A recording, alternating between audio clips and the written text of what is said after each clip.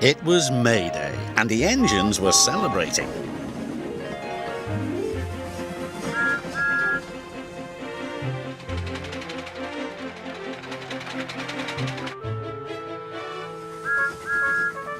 They knew there'd be music and lots of fun. The station was being decorated. Sir Topham Hatt said that the engines could be too. "I'm going to have flags and streamers," whistled Percy. "I'm going to have a big red banner," whistled Thomas. "What decorations will you have, Gordon?" asked Murdoch. "Decorations aren't dignified for an important engine like me. I pull the express."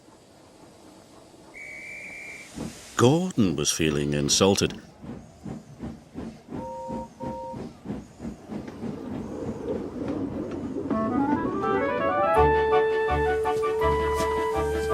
"Silly little engines," he grunted. Thomas was enjoying himself. He was bringing the maypole. The farmers' children waved, and Thomas peeped happily as he passed by.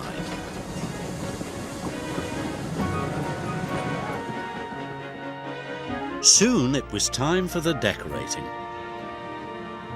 Percy's driver was wrapping streamers and flags around his funnel. Thomas had a big red banner on his tanks. Even Murdoch was being decorated, although he was very shy about it. "We could have a competition for the best-dressed engine," suggested James. Just then, Gordon shunted in. "A competition?" he puffed. "I'm bound to win any competition." "You'll have to be decorated," said James. "This is a best-dressed engine competition." "Not me," puffed Gordon. "You'd never catch me looking so ridiculous." The engines felt splendid.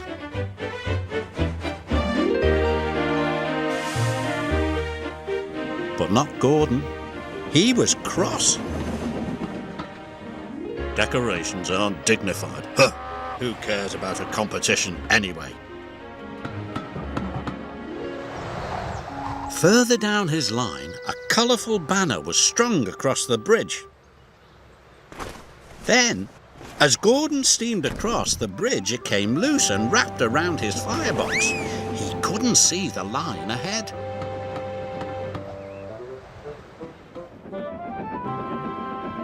Gordon tried to whoosh the banner off, but the banner wouldn't budge.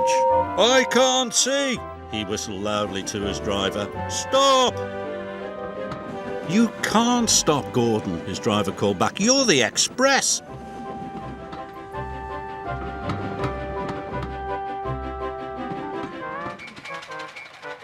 Trevor the traction engine was chugging slowly along with his load of apples for the children's apple bob.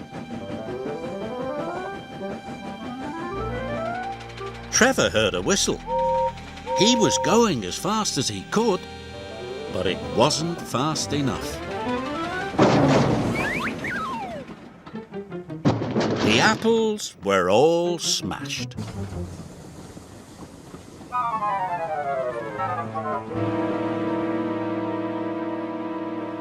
James was the last engine to join the competition, or so he thought. "Here comes Gordon!" cried the passengers.